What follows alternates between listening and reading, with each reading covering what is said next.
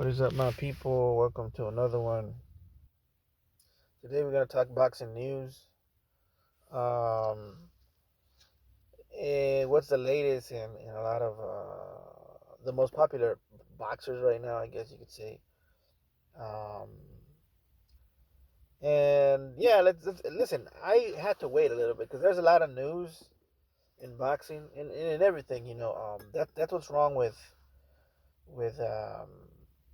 the news today is that they just go for scandal, and it's not just the news. It's everything. They go for shock value, and whatever they hear, if it fits their narrative or it doesn't, they're gonna run with it and try to spin it.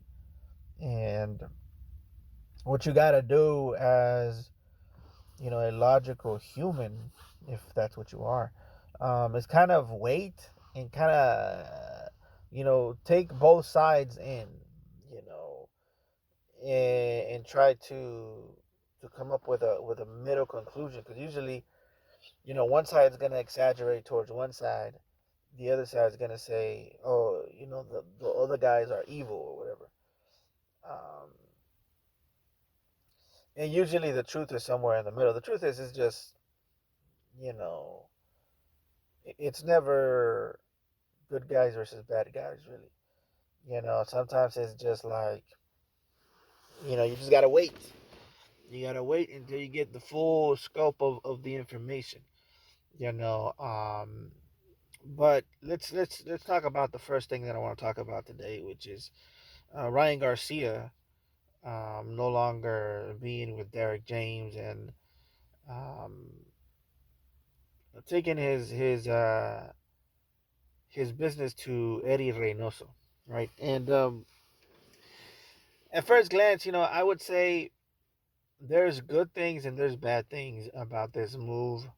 I think Ryan Garcia, he's never been a Mexican style boxer, or the quote unquote Mexican style boxer. Because I mean, you know what I think about that. I mean, it's not a thing, to be honest with you. It is a thing, but it's not a thing in the sense of what people think it's a thing. It's a thing. There is a style of Mexican boxing, but it's not what people think. But I'm talking about it in the sense that most people think Mexican style is. Um, but Ryan Garcia, he's never really been a Eddie Reynoso style of boxer. His abilities are, more in the range of um, maybe like and I'm not comparing him, but he's similar to maybe like a Tommy Hearns kind of guy, or somebody who sticks on the outside, and he's not really a guy who's in the pocket a lot, and Derek James helped them out with that, because Ryan Garcia, even though he preferred to be on the outside to mid range, he was never really any good at defending himself properly.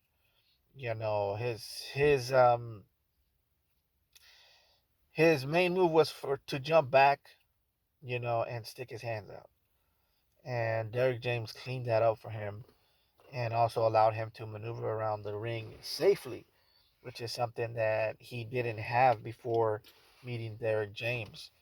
Um, I personally really liked what Derek James was doing with him. The only thing that I didn't like was the lack of discipline. Now, of course, that's up to the fighter, but at the same time, there is certain types of coaches. Give me a moment here. There is certain types of coaches that are able to push their fighters to push themselves in the gym and continue to work out and stuff like that. But Derek James doesn't seem like the type that does that. You know, he pretty much works on stuff with you so that you can become better at certain things, and cleans you up so that you can be, um, pretty much fundamentally sound. You know, um, And that's what he was doing with Ryan Garcia, because Ryan Garcia has a lot of talent. Listen, he's extremely fast. He has power with that speed, and I just felt like he was in the right hands. The only thing he needed maybe was like a motivational coach to be added to him. To keep him on a schedule. Tell him you got to work out today and this. That. I mean, because Derrick James, he's kind of like me in a way to where I'm not gonna tell you um, what you gotta do. If you're paying me, that's you're paying me good. Now I'm gonna tell you what you gotta do certain days, but if it's up to you to do it, because if I'm over here, doing speeches and shit, like, we're firemen, like Teddy Atlas, you know, I'm more likely to motivate myself than to motivate somebody who just doesn't have that fire in him, you know. And I feel like that's Derrick James's approach to the whole thing. Is like, bro, I'm gonna try to get you, straight, but at the same time, you got to do the work. You're the one that got to do the reps. You're the one that got to put the work in. And I feel that's the part where Derrick James kind of lacks in is um, kind of pushing and inspiring, you know, the fighter. And that in my personal opinion is more of a teacher than a coach, because there's a difference between a teacher or even a master type sensei or a coach. A coach, they have to give you the tools, but they also have to motivate you. If you and that goes That's why coaches are a little bit more important in my opinion, because the coach's job is to 100% get you to win. That's it, to win. And he has to do everything in his power to get you to win, including make you believe that you're greater than you are. He has to be in your ear telling you, hey, you're the best. You're the greatest. You're super fast. Nobody can take that hook. Like, you hit him with that hook, it's over. But we gotta set him up. We gotta make him believe that you got other things too and shit like that. Which he does. He has different tools. But the thing I'm getting to right now, psychologically, coaches have to be there too. And even though, Derrick James was good for him technically, and fundamentally, and defensively and stuff like that, in the sense of him being in tip top shape, he was in better shape with Reynoso. I mean, he was in great shape with Reynoso. And, different schools, different schools of thought in the martial arts specialize in certain things, and I think Eddie Reynoso's school definitely specializes in strength, um, and torque, meaning each of his punches are going to give concussive um, power. I'm talking about every one of those punches that he's training these guys to hit with. He's trying to break something. He's trying to hurt you. Okay, so that's why you see Canelo when he hits, his whole body torques, boom, right, and boom, and you see that in every Eddie Reynoso fighter. You're gonna see about three things. Number one, there's not gonna be a lot of dancing around.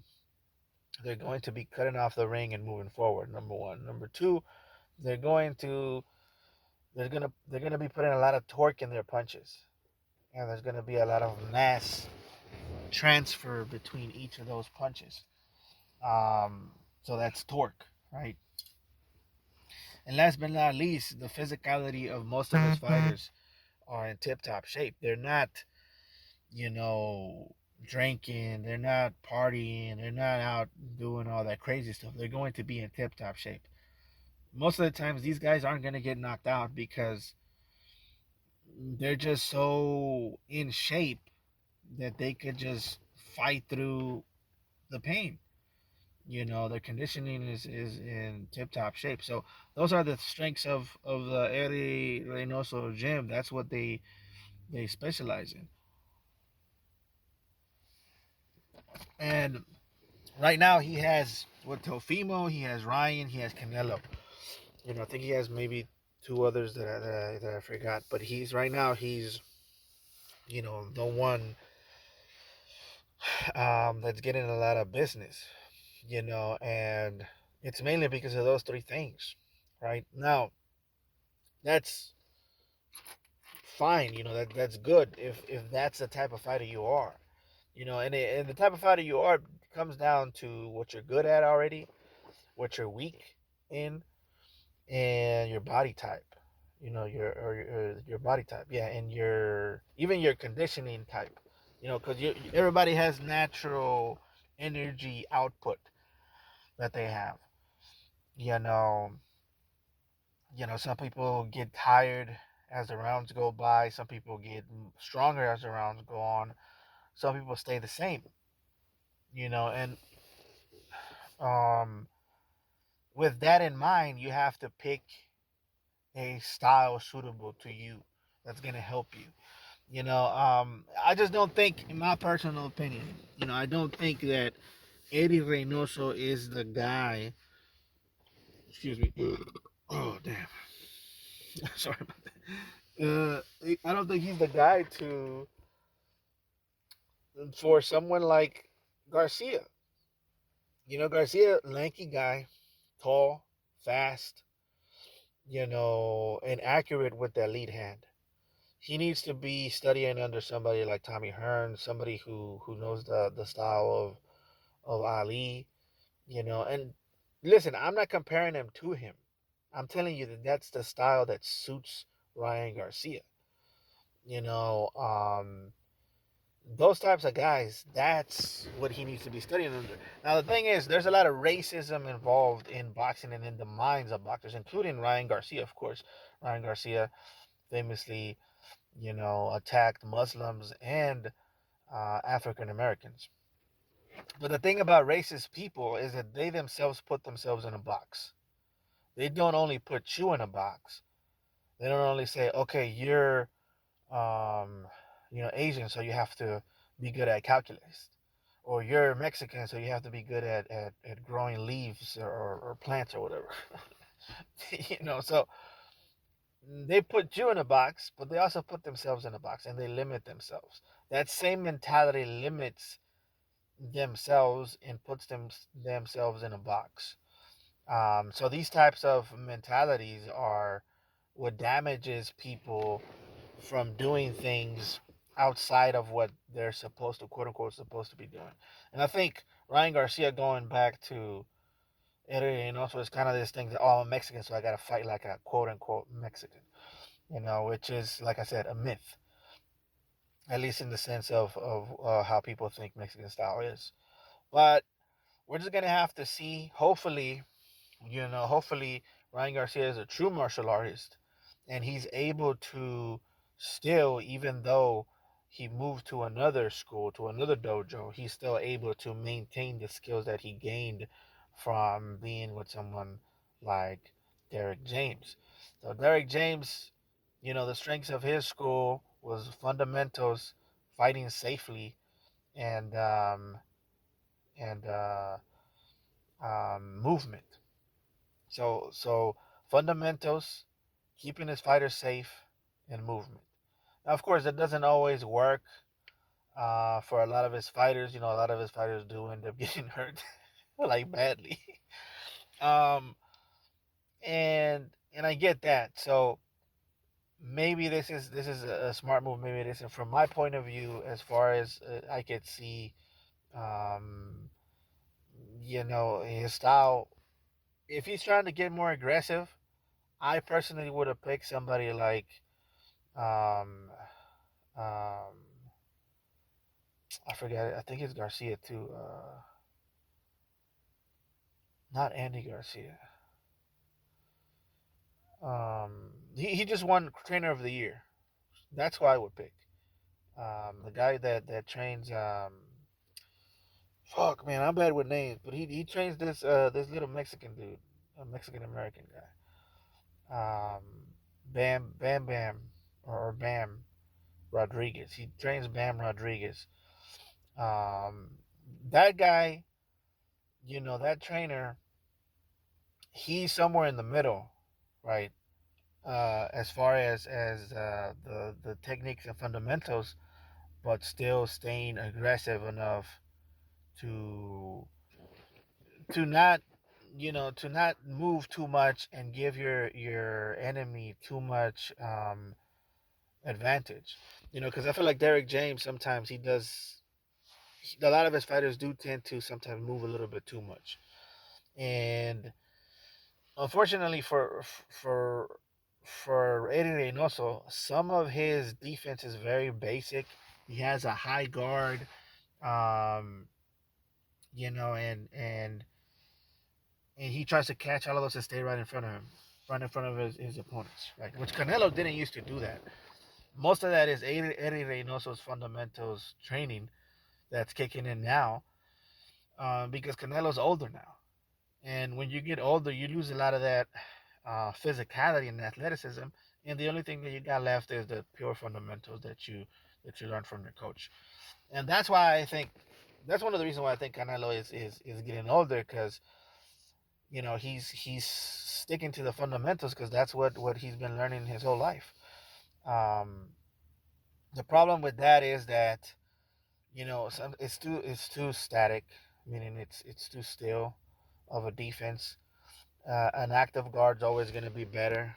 Um, we're just going to have to see, guys. We're going to have to see. Hopefully, like I said, a true martial artist, they don't shun, their old techniques. They bring them along with them, and they add it to the new techniques that they're going to use. And it's like Bruce Lee says, discard what is, I mean, take what is useful, discard what is not, and add what is uniquely your own. I believe that's something like that, which is, like I said, if you go to some people take martial arts as a religion, in the sense that if you go to a school, that's what you are now. You are this style.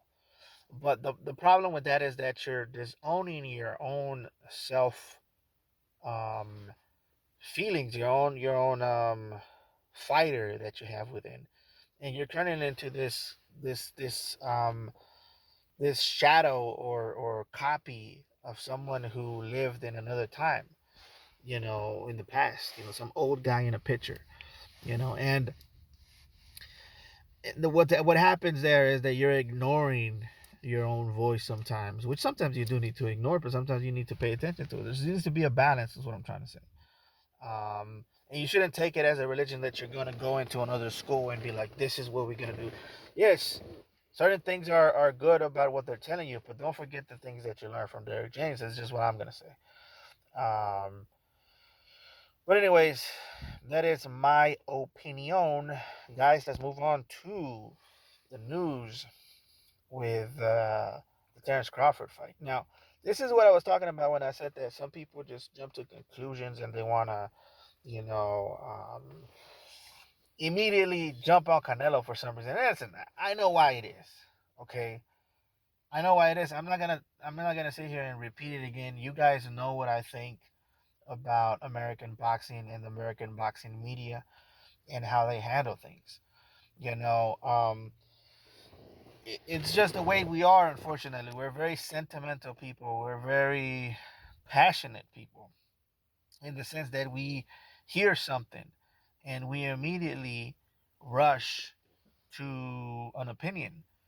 And basically that's what it is. It's opinions, right? You got Brantley talking shit like always, ready to jump at the first whim of anything about Canelo. Um, and in my opinion, it just shows the hate that they have for this guy. Because nobody said it was There's two people, by the way, and it takes two to tango. And it could have been either of these guys that was the reason for the fight not happening. But immediately when the fight didn't happen, and then Canelo goes in supposedly is gonna fight um, um, Jake Paul. You know, I keep wanting to say Paul Williams for some reason, which is another boxer that got in. I think he got in a bike crash or something like that. You know, he's paralyzed. But anyways, yeah, I think that's who he is. But anyways, getting back to this, I don't know why my mind just goes off like that. So immediately, you know, people start blaming Canelo. Oh, Canelo, you know, you piece of shit. You know, how dare you want to make more money for?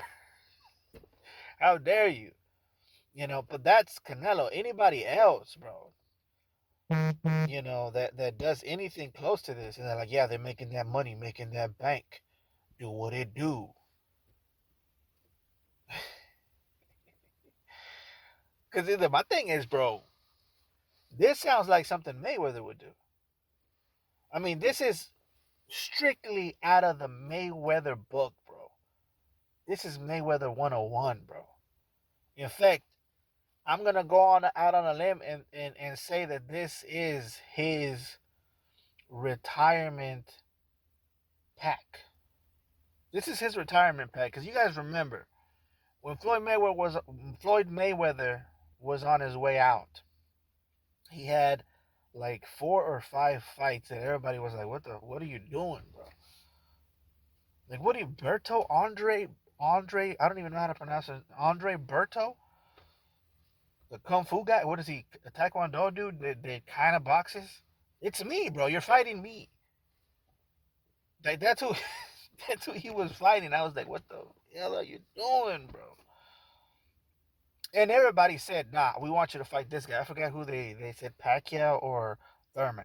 Thurman was like knocking at the door. Yo, I'm the new guy in town. Fight me. Mayweather was like, nah, we good, bro. By the way, speaking of Thurman, check this shit out. Yo, why he do that to himself, bro? Bro, why he do that to himself?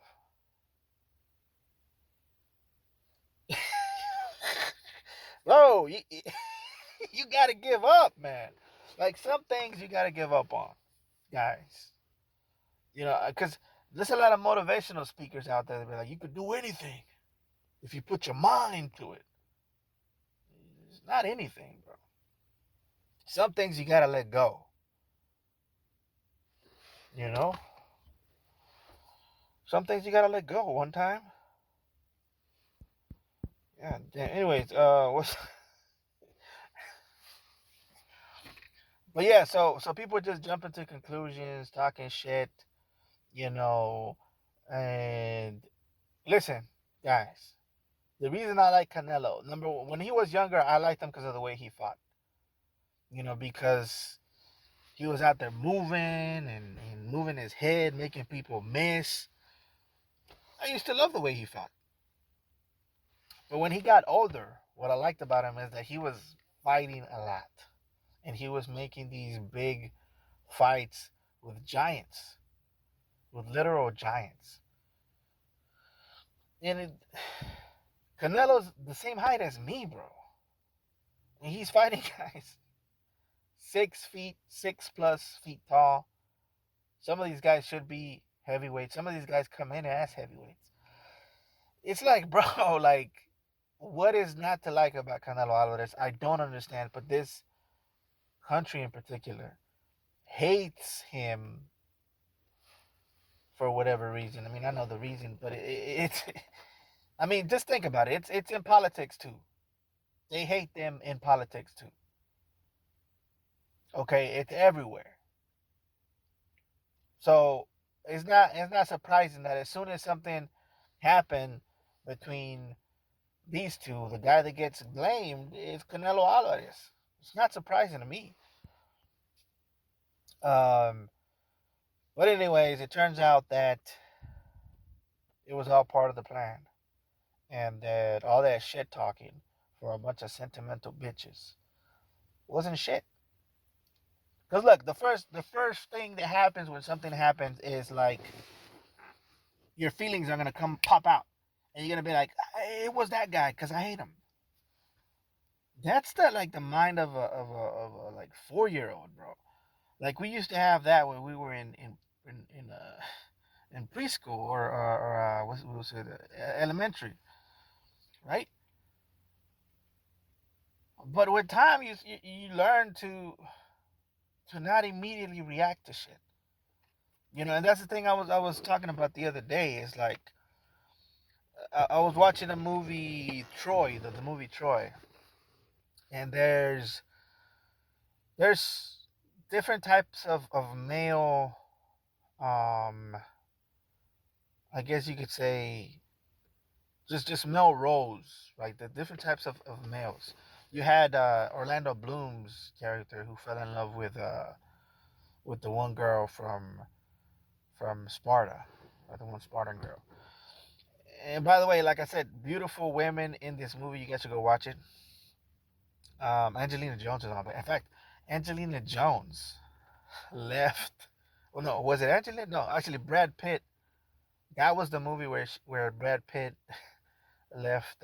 What's it, Jessica Aniston or something like that for Angelina Jolie in this movie, which is crazy if you think about it. But as I was saying, it kind of shows different types of masculinity. That's what I was going for in this movie. And you got like the guy who falls in love with the girl. Now, if you think about it, Hector, which is the brother of the guy who falls in love with Orlando Bloom's character, who falls in love with the Spartan girl. Hector would have never done that because Hector is responsible, and Hector thinks about the consequences of his actions. And Hector, even if he would have wanted to hit that, even if he would have wanted to tappity tap that, he's not going to, because number one, he has a wife. Number two, he has a family that he has to take care of, and he has a kingdom that counts on him. So he's not going to do that. And then you got another masculine figure in your boy Achilles, played by Brad Pitt. And this guy, he's a badass. He has all the natural talent in the world. He has speed. He's accurate, strength, everything. He's a demigod, the guy, right? A literal demigod, according to legend. And because of this, he has a certain type of arrogance and a certain type of impulsive actions. So, because he could afford to do this. It's kind of like when we were young. When I was young, I was doing stupid shit because people dared me, because I just felt like doing it, because I had the ability to land on my feet, and I trusted my body to help me land on my feet. Now I can't do that because I know there's a possibility that even if I land on my feet, I don't think my knees could take it. So you think about the shit you used to do when you were young, and you're like, was I trying to kill myself? But things change for a reason, and you become wiser because of the dumb shit that you did when you were young. But maybe that's why Achilles was like that. Point being is that we have 3 types of masculine figures here, and only one of them shows true masculinity, which is Hector. But everybody's talking. You go on these people that like movies or whatever, and they always tell you, "Oh, Achilles, he's my hero," or this, that, and the other. But the fact of the matter is that the real masculine figure that shows true masculinity is Hector. Because he's the only one that keeps it together. You got Achilles running around ahead of his military, trying to show off and be the best. Boom, killing everybody. Yeah, he did it or whatever. But then he loses his shit like that because he's ruled by his emotions. He's ruled by the things that are around him. And when he realizes he hurts the people that he loved, he hurts his cousin, he hurts the woman that he loves, the priestess. And at the end, he realizes what really matters is that he found love in a time of peace. But anyways, I'm talking too much about the movie. But what I'm trying to get to is that, true masculinity is someone who thinks about more than just himself, and who does what needs to happen, and is patient with it. But the reason I'm talking about it here is because you got a lot of people in every industry, but for boxing, what I like about boxing is that it brings out what's going on in the real world, which is people thinking, not even thinking, just going with their emotions and immediately reacting. Ah, fuck Canelo, he's a pussy. It's like, I was just looking, I was like, bro, we gotta wait a little bit. We gotta wait and see, because we just gotta wait and see. And now looking at this, Canelo's gonna give us 4 fights again. I remember the last time he did that. It was the best year, one of the best years of boxing for me personally. And we're gonna get this again, and now we might be getting a Jake Paul, um, Terrence Crawford. Those are for sure. And Benavidez is the only one I can think about, but there has to be another one more fight in there. So who is that other one? Who knows? Maybe he's gonna fight. Maybe he's gonna fight. I'm thinking maybe he's gonna fight a Jake Paul. Then he'll fight like a tune-up. Then he'll fight Terrence Crawford, and then Benavidez. I have no idea. I'm excited personally. Um, and we'll see. We'll see what happens, because news changes all the time, and maybe next thing you know, he'll do 5 fights. Who knows? But listen, Canelo's the only one that I've seen that has 4 fights a year in the modern day. But he's a true Mexican, even though he looks white, because he's doing all the work, but yet he gets blamed for everything. Right? Am I right? Am I right? Yeah, I'm right.